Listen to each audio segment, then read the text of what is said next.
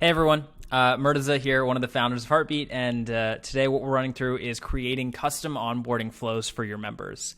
So onboarding flows are super important because this is the first interaction somebody has with your digital space. And creating a really thoughtful and intentional experience for them can have a massive impact on how they continue to interact with Heartbeat as a platform and how they continue to interact with your community over the next, couple weeks as they get more and more ingrained into the community structure. And so this is a really great opportunity to give people a really touching experience so they know exactly where to get value out of your community, exactly what the vibe is going to be like, and how they should be starting off as a community member and what behaviors are going to be the best accepted.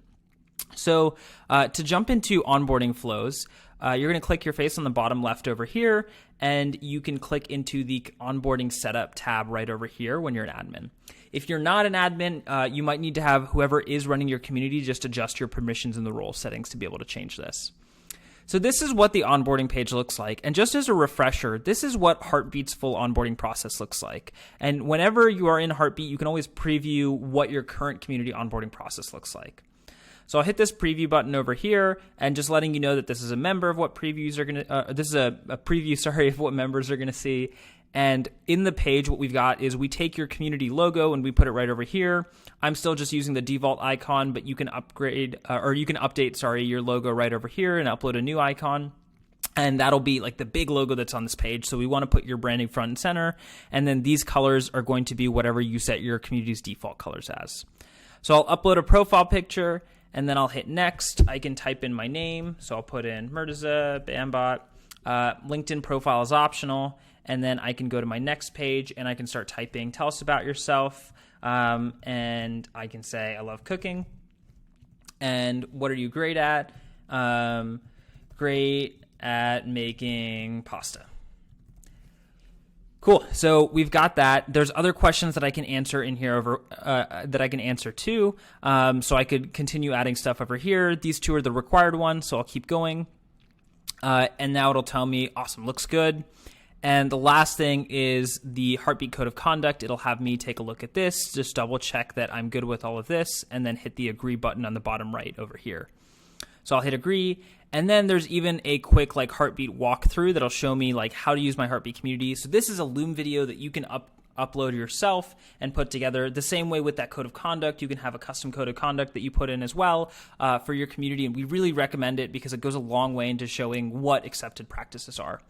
So you can have a Loom video that basically walks people through your community. You can do the same thing with the YouTube video as well. And then once you've watched it, you can hit the finish button here too. So that's the current onboarding process. All of what you've seen there is pretty customizable. So you can change all of the questions. You can choose which questions are and aren't required. You can add more questions. You can delete questions if you need to. And you can choose which questions actually get included in the user's bio when you click on their picture. And so even right here, when I click on my picture, I don't think I have anything for this community, but you'll see it under your bio once that's actually been created. So it's a really easy way. So now that when you're in threads or you're in comments, you can instantly click on somebody's face and get an honest and thoughtful bio and context about who you're talking to and how they're relevant to the conversation that you're having. So all of that's customizable.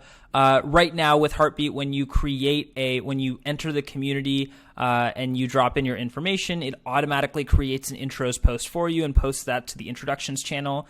You can turn that off completely if you want. You can change what channel it goes into. So all of that is totally available to you as well. You can embed this Loom video. So I've got this Loom video put in here. I could turn that video off if I wanted to. I could re-add the link, whatever I need to. And then I can even turn off the code of conduct if I want to, or I can grab a different document from my knowledge base and use that as my code of conduct that people need to read and agree to. So all of this completely customizable. And one of my favorite features on top of this that you can actually do is once you create this, make sure to hit the Save Changes button right over here. You can preview it and try it again. What you can also do is create different onboarding flows for each group that's in your community. So over here, if I create a new onboarding profile, we have a couple different groups that are in this community. So I'm going to leave instead of saving my changes, I'm going to leave this page. And I can go see my groups here. So I've got all these different groups. I've got this cool kids school, and I've got class 1, class 2, and class 3. So say I want to go in here and I want to make a custom onboarding flow for my class 1. I can click this create new onboarding profile button. I can call it class 1. And this is internal, so other people won't see this. And then I can select class 1 over here. So now anybody that's invited to class 1 is automatically going to be given this onboarding flow instead of the general default onboarding flow that you have for your community. So I'll hit create.